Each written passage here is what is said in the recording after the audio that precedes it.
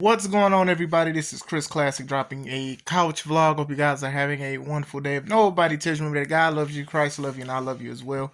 Excuse the lack of lighting. I didn't feel like cutting my light on, so yes, I will be putting this video up today in the darkness. But it's a little dark for a lot of people, especially when one of their comedic reliefs gets released, and it affects a lot of people. But never forget that God loves you, Christ loves you, and I love you as well. I'm praying for you guys. Make sure you subscribe to the Take It Home podcast where I talk about professional wrestling topics, and I'll put up my matches as Classic out for a professional wrestler of 13 years. Make sure you also subscribe to C3 Ultimate Wrestling, me and my wife's professional wrestling company. We definitely will be getting it back August 30th in Dyer, Indiana, Harold's private venue, the 11th hour. Get your tickets now on Eventbrite. They're $5 off, but there'll be $5 more at the door. Bars. Now, this R-Truth situation, it has a lot of people assuming and a lot of speculations and a lot of rumors and stuff like that. And you guys know that I'm not big on rumors and he say, she say really a lot of the time, but I do give my insight on certain things. This is only assumptions for the most part. So, since the fallout of R-Truth no longer being with the company, you know, some are saying he wasn't released. His contract just wasn't renewed. It's still released. He was still let go. Outside of that, outside of some of the wrestlers and some of the fans and podcasters and journalists giving him their gratitude and being grateful for seeing R-Truth on TV for so many years, and it's probably not the end, but still, you just never know. There have been things of other wrestlers speaking about being released and other stuff coming out as well. They're saying that Carlito is also not getting his contract renewed, so he's out. And on Raw, he wasn't in the Judgment Day's camp, and he took the PlayStation, which is funny, by the way. I will say this about Carlito. I enjoyed Carlito for the most part in WWE. Him spitting on people saying that they aren't cool and everything like that. It was like the second coming of Razor Ramon a little bit, but he was his own self. The programs he had with John Cena and Ric Flair, legendary and stuff like that. And then even when he was teaming with his brother, Primo, I thought that was pretty cool. I wasn't a huge fan of him returning as part of the Judgment Day. I truly was not. I'm not even gonna lie to you guys. It was just like he was there. And it's like, there's no diss to Judgment Day nor Carlito, but I did feel like if you were going to use him in a different way. But I'm sure he was getting paid and he didn't mind it. So him leaving, like I said, I grew up watching him with the long lights of Cena, Bobby Lashley, and a lot of guys, Edge, Angle. He was part of that too. So it is still sad to see him go. Valhalla, formerly known as Sarah Logan, she also said that her stuff isn't being renewed neither, so she'll be released if she's not released. So she talked about that. And it says that it was all of a sudden. And that goes into what I was thinking about even with the R-Truth thing about, he said sorry to inform, as if this was like a last minute thing or something. And now the speculation is they wanted to pay him less than what he was getting. Now, R-Truth is an OG, so I don't think price cutting him would have helped anything, especially because sometimes price cuts are a slap in the face. Sometimes people do it for the benefit of the company or the team that they're on, i.e. Michael Jordan. But sometimes it's like, hey man, you feel like all the work that I put in, you want to cut that? It's crazy work. Outside of that, we also have Gunther, who took away a lot of his WWE handles on his X page, his Twitter page. They said his Instagram is still fine, but X, they also said that The Miz, whose contract is coming up shortly, he took off his WWE stuff as well. So a lot of people are thinking and speculating, like, are they about to strike? Or are they about to, like, air their grievances out? Like, even when the crowd was chanting R-Truth and what's up and stuff like that. CM Punk spoke about it too, saying like, hey, how dare you guys speak about a wrestler who's no longer here. Now, I know a lot of people took it the wrong way, but he was talking about how when CM Punk left for all those years, sometimes in Chicago, you get those random CM Punk chants, and they would still happen, but the company kept rolling. But I got the joke. I know some people didn't. But still. So, what do I think happened?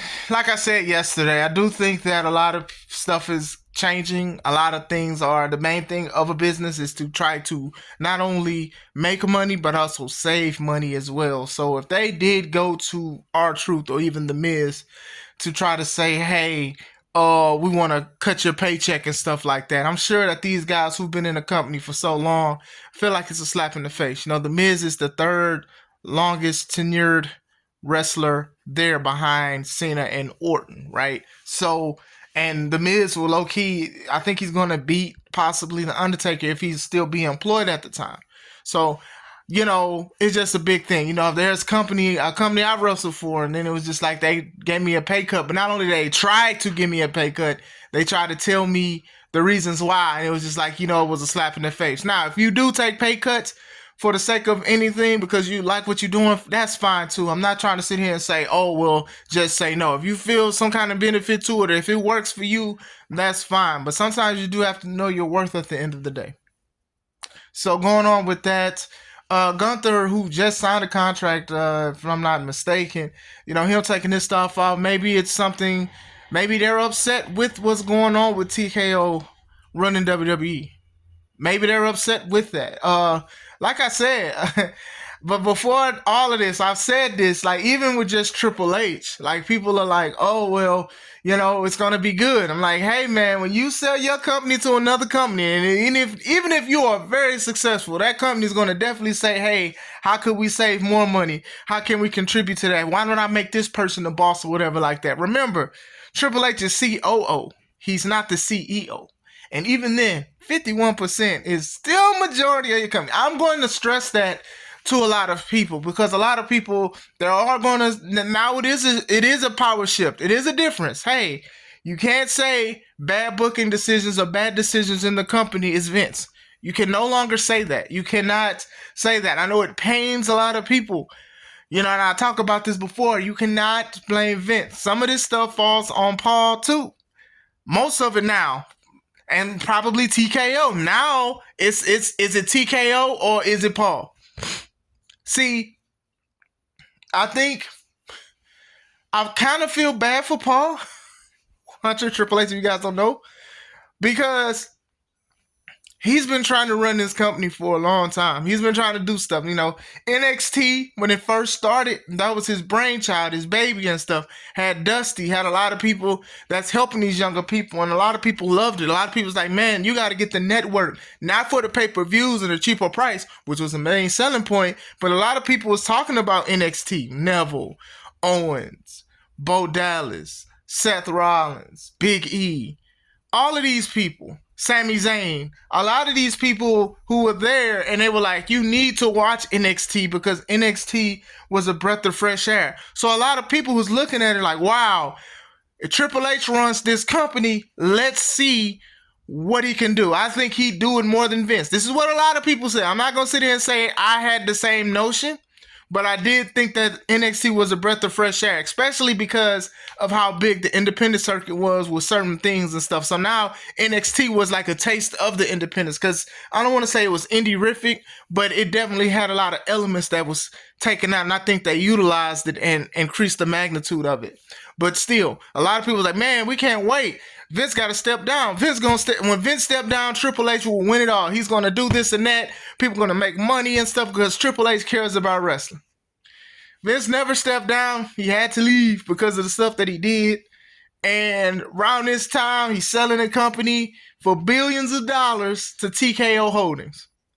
So now Paul is COO, and I'm sure a lot of things go past him, but he doesn't really own the company. So a lot of the stuff that he's going to do that we disagree with, we're going to give it to Paul. Some may give it to TKO because they have a lot of respect for Paul, but that does kind of suck that like you want to run a company and it's like you kind of run it.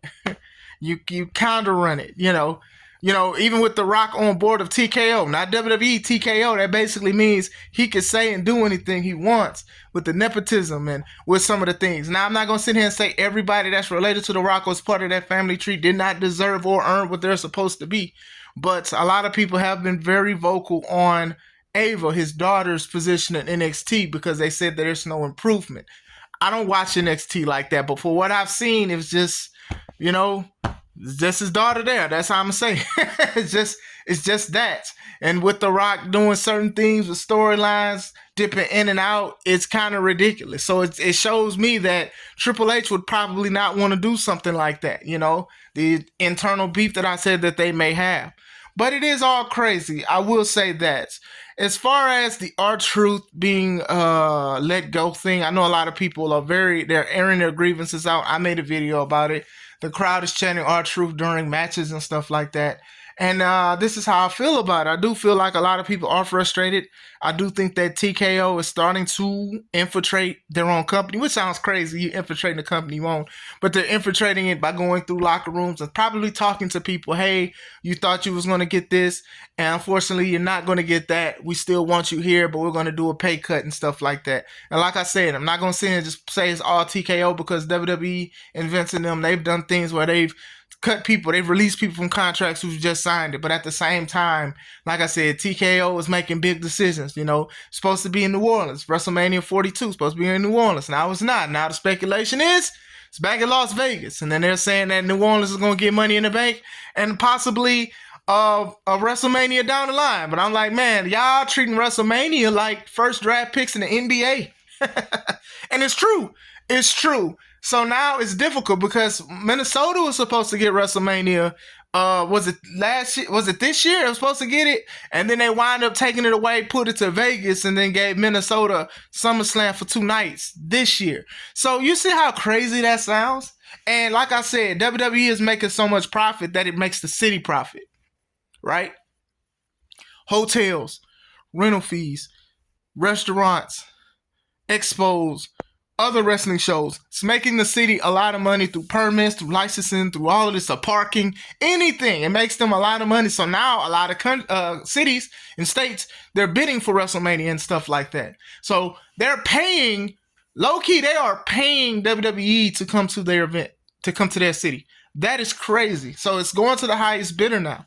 So even with all this money and stuff, because people are like, oh, well, they're so successful, they don't need to let anybody go. That's not how some people think when it comes to the business aspect of it.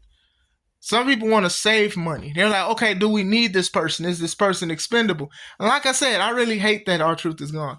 And if they let go of The Miz, I think that'd be a crazy thing too because of the story of The Miz. I think The Miz has one of the most relatable stories of somebody that has dealt with failures and people talking bad about him and hazing and stuff like that. And for him to be one of the longest people in the company, pause, no Diddy, in the company for as long as he is, that says something in itself because there's a lot of people who went through stuff and said, hey, I'm going to retire from wrestling because people don't want me here or the locker room don't like me or whatever. And for him to do what he did and make himself dang near self-made with a self-made company is very good. It's very good. Acting, he can do things, he can host stuff, he can do a lot of things that he wants to, right? He's very, shout out to Miz, you know, for real, but still. And even like Gunther, who has basically extended the contract and maybe they cut it. Who knows? Like, you know what I'm saying? Like, I don't know. Like, people, like, hate saying a lot about this, but just even if you extend the contract doesn't mean that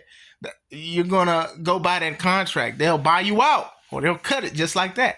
We seen it when WWE thought that AEW was gonna be like the biggest thing. They kept a lot of people, and then when they realized that AEW was just gonna be AEW, and I hate saying it like that, they started cutting people. Remember that?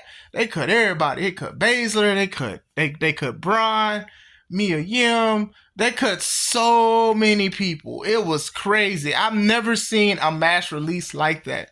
And I don't think I hope we don't see it like that. To me, it's looking like some of these people will be getting released along the day or let go or contract not renewed, however you want to say it, but it is crazy. As far as the locker room, obviously it does affect the locker room in a way, especially when R-Truth, they want to cut his pay. And obviously it's something, and like I said, I'm not in the locker room, but sometimes they do make you think. Sometimes people feel like they have to stand up for other people, and some people are going to be like, hey, this is my dream job, I'm going to do that.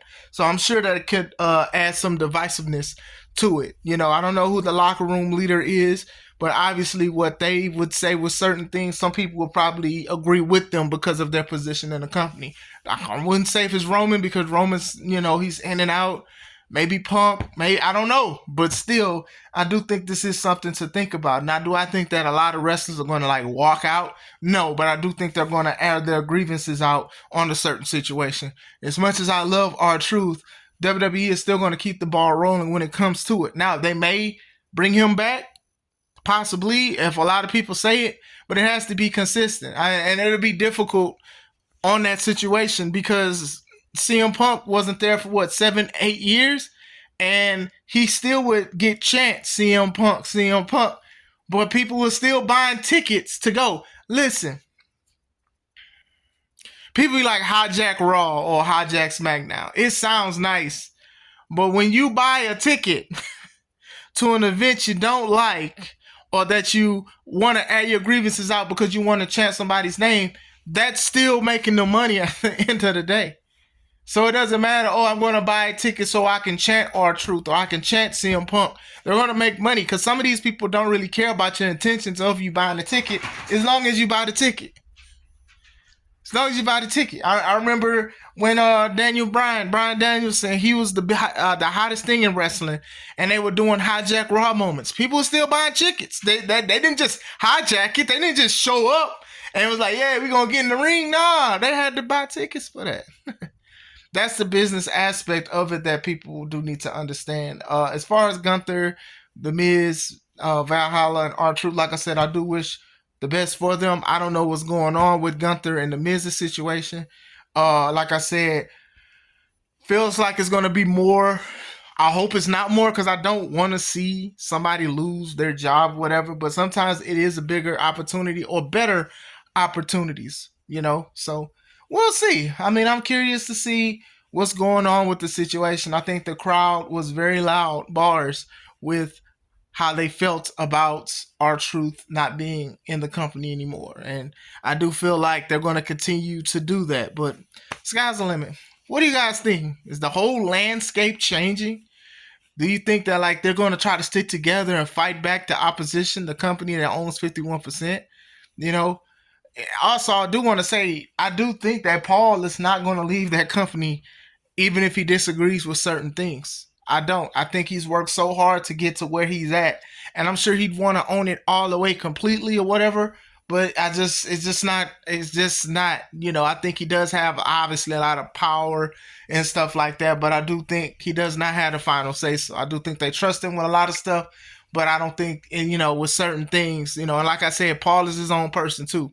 So now you do have to differentiate. You don't have to, but people are going to.